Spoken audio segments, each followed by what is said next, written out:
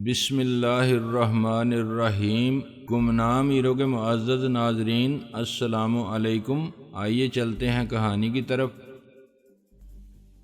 خان صاحب نے اپنی سٹین گن سے اشارہ کیا۔ انہوں نے مجھے اپنے ساتھ کیب میں بٹھا لیا۔ کلینر دوبارہ کیب کی چھت پر چلا گیا۔ ٹرک ایک بار پھر تیز رفتاری سے آگے روانہ ہو گیا۔ سٹین گن میرے اور خان صاحب کے درمیان سیٹ کے سہارے کھڑی تھی۔ خان صاحب بنیادی طور پر خوش مزاج معلوم ہوتے تھے اور اب ان کی خوش مزاجی لوٹ آئی تھی۔ وہ اپنا بھاری بھرکم ہاتھ میرے کندھے پر مارتے ہوئے بولے، او یارا، تمہارا نام کیا ہے؟ اقبال چودھری، ویسے یار دوست مجھے بالا گجر کہتے ہیں۔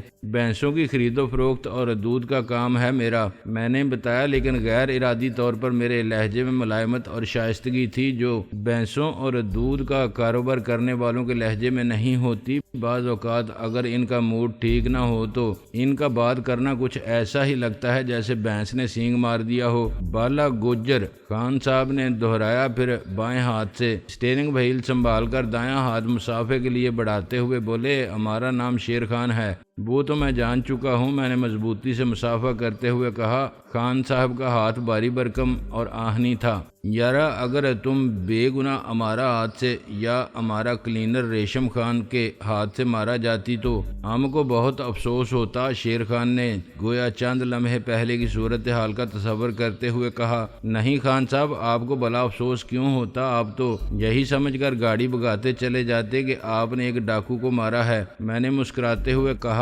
میں نے اپنے لہجے کی شائستگی برقرار رکھی تھی۔ مجھے یقین تھا کہ خان صاحب ایک دودھ والے کو اتنی شائستگی سے بات کرتے سن کر حیران نہیں ہوں گے۔ وہ زیادہ باریکی میں جانے والے آدمی معلوم نہیں ہوتے۔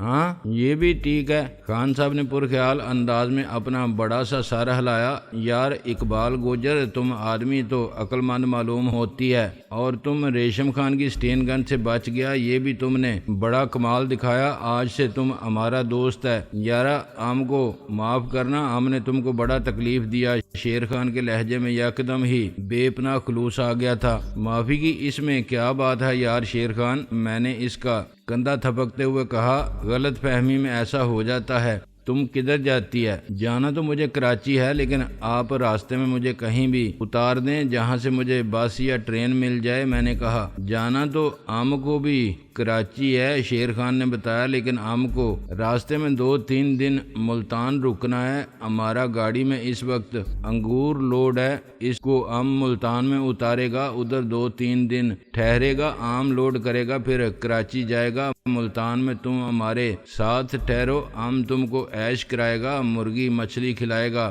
بہت بہت شکریہ خان صاحب، زندگی میں کبھی موقع ملا تو ضرور آپ کی میزبانی کا شرف حاصل کروں گا۔ کیا حاصل کرے گی؟ خان صاحب نے چونک کر میری بات کاٹتے ہوئے پوچھا۔ میرا مطلب ہے آپ کا مہمان ضرور بنوں گا، لیکن اس وقت نہیں، فی الحال میرا جلدی کراچی پہنچنا ضروری ہے، آپ مجھے ملتان اتار دیجئے گا۔ میں نے کہا، ٹھیک ہے، جیسا تمہارا مرضی۔ خان صاحب نے بے پرواہی سے ہاتھ ہلایا، پھر ایک لمحے کی خاموشی کے بعد بولے، اس روڈ پر آج کل ٹرک بس والا لوگ قافلہ بنا کر چلتی ہے، صرف شیر خان اپنا ٹرک اکیلا چلاتی ہے، ہم پرواہ نہیں کرتی۔ ہم نے سوچ لیا ہے جان مال سب خدا کے ہاتھ میں ہے۔ جب ڈاکو ماکو سامنے آئے گا تو دیکھا جائے گا، یا ڈاکو نہیں یا ہم نہیں۔ کیوں اقبال گوجر، ہم ٹھیک بولا کہ غلط؟ بالکل ٹھیک ہے خان صاحب، آپ کے اور میرے خیالات تو بہت ملتے جلتے ہیں، میں نے سنجیدگی سے کہا۔ خان صاحب نے ایک گنجیلا کہکہا لگایا اور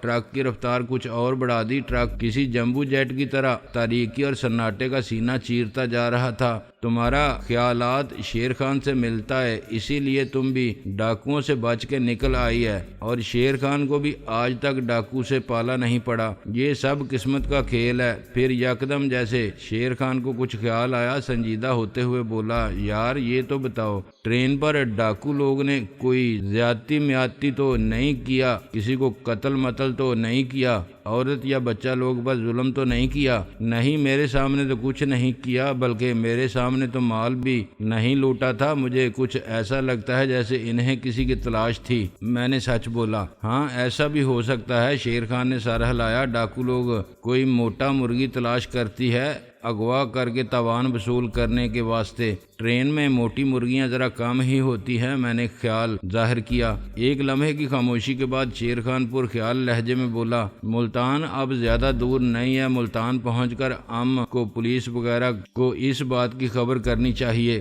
میرا خیال ہے خبر تو پہنچ گئی ہوگی، ٹرین میں ریلوے پولیس بھی ہوتی ہے اور وائرلیس وغیرہ بھی آج کل تو کافی انتظامات ہوتے ہیں۔ میں نے خیال ظاہر کیا، بہرحال ہو سکے تو آپ اطلاع دے دیجیے گا، میں تو جلدی سے جلد کوئی ٹرین یا بس پکڑنے کی کوشش کروں گا۔ میں غیر ارادی طور پر یہ کہہ تو گیا تھا، لیکن دوسرے ہی لمحے مجھے اندیشہ محسوس ہوا کہ کہیں خان صاحب شک زدہ نظروں سے میری طرف دیکھتے ہوئے پوچھ نہ بیٹھیں کہ کہیں ڈاکوؤں کو تمہاری ہی تلاش تو نہیں تھی۔ وہ یہ بھی پوچھ سکتے تھے کہ میں کہیں پولیس کا سامنا کرنے سے کترا تو نہیں رہا تھا، کہیں میں بھی کوئی مفرور تو نہیں تھا۔ لیکن خان صاحب نے کچھ بھی نہیں پوچھا ان کے بارے میں۔ میرا اندازہ کچھ ٹھیک ہی معلوم ہوتا تھا کہ وہ زیادہ باریکیوں میں جانے والے آدمی نہیں تھے۔ بہرحال اس میں شک نہیں تھا کہ خان صاحب تھے بھلے آدمی، دوستی کے قابل معلوم ہوتے تھے۔ ٹرک یکساں رفتار سے رواں دواں تھا۔ خان صاحب کسی خیال میں کھو گئے تھے، پلک بھی نہیں جھپک رہے تھے، ان کی آنکھیں انگارہ سی ہو رہی تھی۔ میرے اعصاب اب کچھ پرسکون ہونے لگے تھے۔ میرا خیال تھا کہ میں خطرے کو پیچھے چھوڑ آنے میں کامیاب ہو گیا تھا۔ میں نے جسم ڈھیلا چھوڑتے ہوئے سیٹ کے پشتے سے ٹیک لگا لیا۔ میرا ہاتھ ٹرک کے ڈیش بورڈ پر بنے ہوئے ایک ہینڈل نما حصے پر جمع ہوا تھا اور میری کلائی پر خوبصورت سنہری گھڑی چمک رہی تھی جس کی چین سونے کی تھی۔ میری کھدر کی معمولی قمیض بری طرح مٹی میں لتھڑ چکی تھی اور آستین پھٹ کر لٹک چکی تھی، جس کی وجہ سے گھڑی نہ صرف نظر آنے لگی تھی بلکہ بہت نمایاں محسوس ہو رہی تھی۔ وہ ایک بیش قیمت اور خوبصورت گھڑی تھی۔ یکدم ہی مجھے احساس ہوا کہ مجھ سے کیسی حماقت سرزد ہو چکی تھی۔ میرے غریبانہ حلیے اور مسکین سراپا کے ساتھ اس گھڑی کا تضاد بہت نمایاں تھا، لیکن ایک طویل عرصے سے گویا یہ گھڑی میری شخصیت کا ایک جزو بنی ہوئی تھی، اس لیے کبھی بطور خاص اس کی طرف میرا دھیان ہی نہیں گیا تھا۔ یہ گویا میرا ایک عزب ہی تھا، میری کلائی کا ایک حصہ تھا۔ میرے پاس کئی اچھی گھڑیاں تھیں، لیکن ایک طویل عرصے سے میں نے کوئی دوسری گھڑی نہیں لگائی تھی۔ عجیب بات تھی کہ انوار نے مجھے جب ایک گجر کا روپ دیا تھا تو اس کا دھیان بھی گھڑی کی طرف نہیں گیا تھا۔ اس نے مجھے ہدایت نہیں کی تھی کہ مجھے اس گھڑی کو بھی اتار دینا چاہیے۔ وہ میری غریبانہ شخصیت کے ساتھ میل نہیں کھا رہی تھی۔ ممکن ہے انوار کی توجہ اس طرف گئی بھی ہو لیکن اس نے اسے اہمیت نہ دی ہو، مگر اس وقت میری تشویش کی وجہ یہ نہیں تھی کہ گھڑی میرے وجود پر مشکوک سی لگ رہی تھی۔ میری تشویش کی وجہ کچھ اور ہی تھی اور میں یکدم سیدھا ہو کر بیٹھ گیا تھا۔ کبھی کبھی ایسا بھی ہوتا ہے کہ کوئی ماما آپ کو بہت ہی پریشان کیے رکھتا ہے، حالانکہ اس کا حل آپ کے سامنے ہوتا ہے، بہت معمولی اور بہت سیدھا سادہ ہوتا ہے، لیکن آپ کا ذہن اس کی طرف نہیں جاتا۔ لیکن کسی روز اچانک ہی گویا آپ کے ذہن میں بجلی سی کونتی ہے اور یکدم ہی گویا کوئی گمشدہ کڑی مل جاتی ہے، زنجیر مکمل ہو جاتی ہے، معمہ حل ہو جاتا ہے۔ میں اب بھی یقین سے تو نہیں کہہ سکتا تھا کہ معمہ حل ہو گیا تھا، لیکن ایک خیال بجلی کے کوندے کی طرح ذہن میں ضرور لپکا تھا۔ ایک عرصے سے ریڈ ڈاٹ والے مستقلاً مجھے اپنا تعاقب کرتے نظر نہیں آئے تھے، لیکن انہیں معلوم رہتا تھا کہ میں کہاں ہوں۔ وہ جب بھی ضرورت محسوس کرتے تھے میرے سر پر پہنچ جاتے تھے اور اس معاملے نے مجھے پریشان کیا ہوا تھا۔ اپنی گاڑی میں نے دی سرکل کے ایک ماہر الیکٹرانک انجینئر سے چیک کروا لی تھی، اس کے کسی حصے میں کوئی ڈیوائس فٹ نہیں تھی۔ میں اپنے جسم کے ایک حصے کا تنہائی میں تقریباً خوردبینی سے معائنہ کر چکا تھا۔ مجھے خیال آیا تھا کہ جس دوران میں ریڈ ڈاٹ کے خفیہ ٹھکانوں پر بے خبری میں ان کی تحویل میں رہا تھا، اس دوران انہوں نے خفیف سی سرجری کے ذریعے کوئی مائکرو چپ میرے جسم میں جلد کے نیچے تو کہیں نہیں چھپا دیا تھا، جو کسی خاص دائرے میں کسی خاص کمپیوٹر پر میری نقل و حرکت کی نشاندہی کرتا رہتا ہے۔ لیکن باتھ روم میں کئی بار اپنے نہایت باریک بینی سے معائنے کے بعد بھی مجھے اپنی جلد پر سرجری کا کوئی بال برابر بھی نشان دکھائی نہیں دیا تھا، لیکن ظاہر ہے اس وقت گھڑی میری کلائی پر نہیں ہوتی تھی اور اس طرف میرا دھیان نہیں جاتا تھا۔ بعد میں کہیں بھی آتے جاتے وقت بغیر کسی خاص توجہ کے تیار ہوتے وقت روانی میں گھڑی لگاتا تھا اور نکل جاتا تھا۔ اس دوران مجھے کبھی خیال ہی نہیں آیا کہ 2 مرتبہ جب ریڈ ڈاٹ نے مجھے اغوا کیا تو یہی گھڑی میری کلائی پر بندھی ہوئی ہوئی تھی اور اسی طرح واپس آئی تھی۔ وہ اتنی عمدہ گھڑی تھی کہ بے تحاشا مار داڑ میں بھی کبھی اس کا کچھ نہیں بگڑا تھا۔ ریڈ ڈاٹ والے سائنسی طور پر جتنے ترقی یافتہ تھے، ان کے نزدیک کوئی ڈیوائس چھپانے کے لیے گھڑی سے زیادہ اچھی کیا چیز ہو سکتی تھی۔ کوئی بعید نہیں تھا کہ اس ڈیوائس کے ذریعے میری تمام گفتگو بھی ان تک پہنچتی رہی ہو۔ مجھے یاد آیا کہ کچھ دیر پہلے جب میں ٹرین میں تھا اور 3 سیاہ پوش کمپارٹمنٹ داخل ہوئے تھے تو سب سے آگے والے سیاہ پوش نے، جو میرے اندازے کے مطابق سفید فام تھا، بڑے وثوق سے کہا تھا کہ وہ یہیں کہیں موجود ہے، فاصلہ چند گز سے زیادہ نہیں ہے۔ ظاہر ہے ان کے پاس کوئی ایسی چیز موجود تھی جس کے ذریعے وہاں میری موجودگی کی نشاندہی ہو رہی تھی، لیکن یقیناً میرے وجود پر بھی تو کوئی ایسی چیز تھی جس کی وجہ سے یہ نشاندہی ممکن ہو پاتی تھی۔ اس کمبخت گھڑی کی طرف کبھی میرا دھیان ہی نہیں گیا تھا۔ شاید قسمت اسی کا نام ہے۔ انسان کی آنکھیں کھلی ہوتی ہیں مگر قسمت اسے اندھا بنا دیتی ہے۔ محض چند سیکنڈ میں یہ سب خیالات ایک انتہائی تیز رفتار فلم کی طرح میرے ذہن میں گزر گئے۔ میرے جسم میں سنسنی سی دوڑ گئی۔ میں ساکت بیٹھا ایک ٹک اس گھڑی کو دیکھ رہا تھا۔ شیر خان، جس کے بارے میں میرا خیال تھا کہ وہ زیادہ باریکیوں میں جانے والا آدمی نہیں تھا، وہ بھی میری کلائی پر چمکتی اس گھڑی کی طرف متوجہ ہوئے بغیر نہیں رہ سکا تھا، جو اس وقت خود مجھے بھی بہت عجیب لگ رہی تھی۔ گھڑی تو بہت اچھی ہے، وہ کن آنکھوں سے گھڑی کی طرف دیکھ کر بولا۔ میں نے اس کے لہجے میں شک کا شائبہ محسوس کیا۔ وہ کتنا بھی بے پرواہ سہی، لیکن یہ اندازہ تو کر سکتا تھا کہ گھڑی بیش قیمت تھی۔ اس وقت میری حیثیت اس کے قابل دکھائی نہیں دے رہی تھی۔ ایک بہت ہی عزیز دوست کا تحفہ ہے، میں نے مسکراتے ہوئے کہا۔ وہ میرے لیے دبئی سے لے کر آیا تھا۔ یہ ایک لنگڑی سی وضاحت تھی۔ جو حیثیت اس وقت میری نظر آ رہی تھی، اس حیثیت والوں کے دوست دبئی سے بھی ان کے لیے اتنے بیش قیمت تحفے نہیں لایا کرتے، لیکن یہ وضاحت کچھ کام دے ہی گئی۔ شیر خان مزید کچھ نہ بولا۔ تمہیں اچھی لگی ہے؟ میں نے پوچھا۔ اچھا، چیز سب کو اچھا لگتا ہے یارا، شیر خان ڈرائیونگ سیٹ پر پہلو بدلتے ہوئے بولا۔ میں نے گھڑی اتار کر اس کے سامنے ڈیش بورڈ پر رکھتے ہوئے کہا، بس تو پھر آج سے یہ تمہاری ہو گئی۔ میرے دوست نے مجھے تحفہ دیا تھا، میں آگے اپنے دوست شیر خان کو وہی چیز تحفے میں پیش کرتا ہوں۔ یہ کیا کرتا ہے یار؟ اس نے بائیں ہاتھ سے گھڑی اٹھا کر میری گود میں تقریباً پٹخ دی۔ ام نے اس لیے تو اس کا تعریف نہیں کیا تھا کہ تم ام کو دے دیوے، میں بھی اس لیے تھوڑا ہی دے رہا ہوں۔ میں تو اس لیے دے رہا ہوں کہ تم مجھے اچھے لگے ہو، مصیبت کے وقت میرے کام آئے ہو، جلدی دوست بننے والے آدمی معلوم ہوتے ہو۔ آج کے دور میں تم جیسے آدمی کم ہوتے جا رہے ہیں۔ اگر تم نے اسے نہ رکھا تو میں سمجھوں گا تم نے مجھے دوست ہی نہیں سمجھا۔ یارا تم تو بڑا ہی خانہ خراب قسم کا آدمی ہے۔ ارے بابا، کسی کا تحفہ کسی دوسرے کو تو تحفے میں نہیں دیتے، یہ کوئی اچھی بات نہیں ہے۔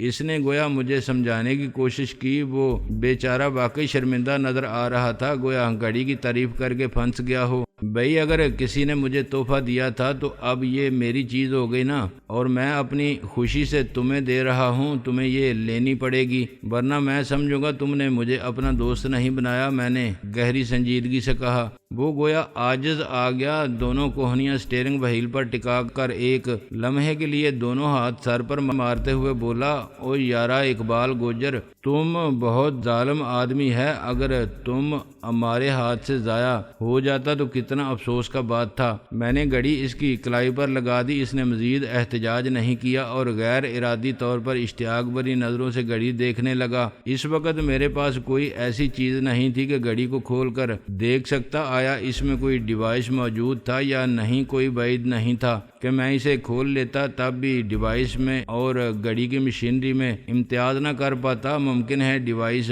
مائکرو ساخت ہی کا ہوتا اور مشینری ہی کا ایک حصہ نظر آتا۔ بہرحال مجھے ایک اطمینان تو تھا کہ اس کی وجہ سے شیر خان کو کوئی خطرہ لاحق نہیں ہو سکتا تھا۔ اگر گھڑی کی بدولت کوئی اس تک پہنچ بھی جاتا تو دیکھ سکتا تھا کہ گھڑی کا مالک تبدیل ہو گیا تھا۔ شیر خان کے اور میرے قد کاٹ، جسمانی ساخت، شکل و صورت، غرضی کے ہر چیز میں زمین آسمان کا فرق تھا۔ کوئی اس غلط فہمی میں بھی مبتلا نہیں ہو سکتا تھا کہ میں نے شیر خان کا روپ دھار رکھا تھا۔ میں نے اطمینان کی سانس لے کر سیٹ کے پشتے سے ٹیک لگا لیا۔ میں اب اپنے آپ کو بہت ہلکا پھلکا محسوس کر رہا تھا، لیکن گھڑی بہرحال ابھی میرے قریب ہی موجود تھی۔ اب میں منتظر تھا کہ جلد از جلد ملتان پہنچ کر شیر خان کو خدا حافظ کہہ کر اس سے دور ہو جاؤں، لیکن اطمینان تو شاید اب میری قسمت میں رہا ہی نہیں تھا۔ اسی لمحے کیب کی چھت سے ایک دہشت زدہ سی چیخ سنائی دی۔ چیخ یقیناً ریشم خان کی تھی، اوپر اس کے سوا کوئی نہیں تھا۔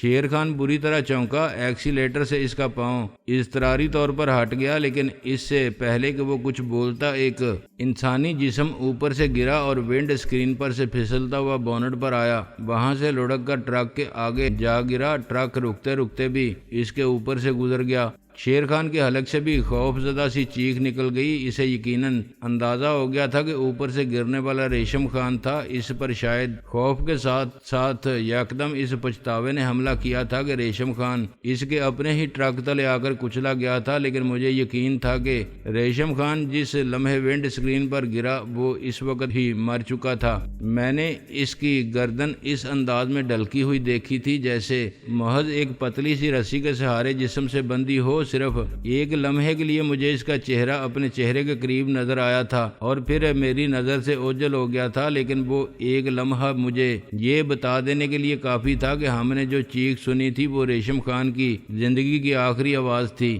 اسٹیئرنگ پر شیر خان کا ہاتھ بہک گیا، ٹرک نشیب میں اترا اور بری طرح ادھر ادھر ڈولتا ہوا درختوں کے بالکل قریب جا کر ایک زوردار دھچکے سے ترچھا رک گیا۔ وہ اس بری طرح ایک طرف کو جھکا ہوا تھا کہ شاید کسی کے ایک ہاتھ کے دھکے سے گر سکتا تھا۔ اسی لمحے ہم دونوں نے بیک وقت اسے دیکھا۔ وہ غالباً ٹرک کے اوپر سے پرواز کرتا ہوا آیا تھا اور اب کسی جناتی سائز کے چمگادڑ کی طرح ہوا میں تیرتا ہوا یکدم ہی اسکرین کے سامنے آ گیا تھا۔ وہی نقرئی لبادے والا۔ وہ ہیڈ لائٹ کی زد میں تو نہیں تھا، لیکن تھوڑی بہت روشنی اوپر تک بھی پہنچ رہی تھی۔ اس کے لبادے میں ہلکی سی جلملاہٹ محسوس ہو رہی تھی۔ کیب میں روشنی برائے نام تھی، باہر سے جھانکنے والے کو ہماری شکلیں صاف دکھائی نہیں دے سکتی تھیں۔ وہ خانہ خراب، یہ کیا بلا ہے، یہ تو اڑتی ہے۔ شیر خان کی آنکھیں حیرت و خوف سے پھٹی کی پھٹی رہ گئیں۔ میں اسی لمحے اپنی طرف کا کیب کا دروازہ کھول چکا تھا، لیکن میں نے باہر چھلانگ نہیں لگائی۔ فوری طور پر چھلانگ لگا کر میں فوراً ہی نقرئی لبادے والے کی نظر میں آ سکتا تھا۔ نقرئی لبادے والے کے لیے ہوا میں ایک جگہ ساکت ہونا شاید ممکن نہیں تھا۔ وہ کسی کھڑکی پر پھڑپھڑاتے ہوئے پرندے کی طرح ادھر ادھر ہو رہا تھا۔ دفعتاً اس کا ہاتھ اپنی پشت کی طرف گیا اور واپس آیا تو میں نے اس ہاتھ میں کسی چیز کی جھلک دیکھی۔ میں سمجھا وہ کوئی گن تھی۔ اس وقت تک میں شیر خان کی اسٹین گن اٹھا چکا تھا۔ یہ ایک غیر ارادی سی حرکت تھی، ورنہ میں اور راہیلہ اس پر چلائی ہوئی گولیوں کا انجام دیکھ چکے تھے۔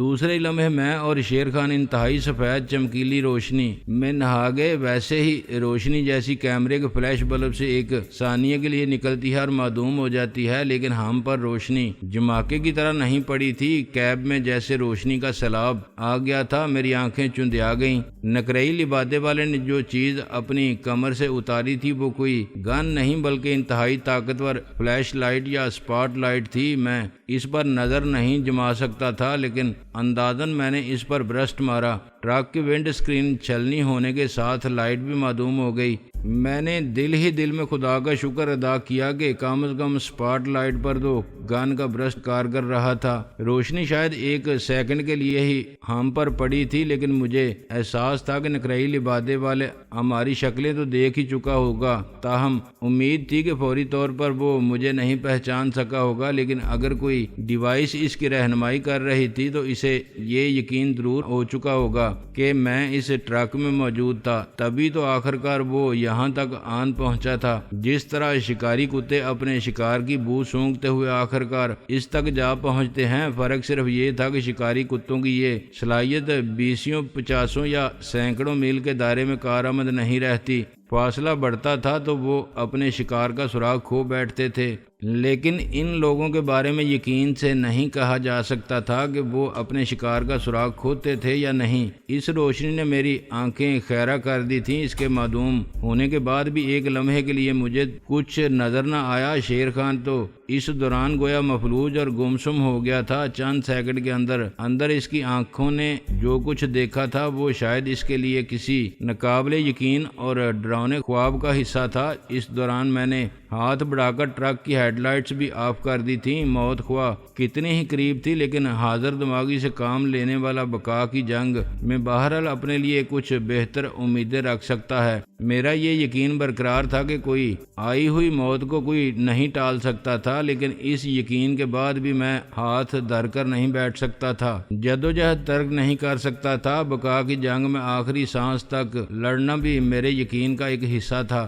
باہر پھیلے ہوئے اندھیرے میں نقرئی لبادے والے کا ہیبلا ایک لمحے کے لیے ہی میری نظروں سے اوجھل رہا۔ جب وہ دوبارہ مجھے نظر آیا تو وہ ذرا بلندی پر جا چکا تھا۔ میں نے اس کے ہاتھ میں کسی چمکیلی چیز کی جھلک دیکھی جسے وہ ٹرک پر پھینکنے لگا تھا۔ یہی وہ لمحہ تھا جب میں اپنی طرف کا دروازہ کھول کر اپنے تھیلے سمیت نیچے پھسل گیا۔ میرا خیال تھا کہ میں زمین پر جا کر گروں گا، لیکن مجھے نہیں معلوم تھا کہ ٹرک اس وقت ایک برساتی نالے کے کنارے کھڑا تھا اور اسی میں گرنے کو تھا۔ برساتی نالے میں اچھا خاصا نہر جتنا پانی موجود تھا۔ میں خاصی گہرائی میں جا کر گڑاب سے پانی میں گرا اور اس کے ساتھ ہی فضا میں ایک خوفناک دھماکہ سنائی دیا۔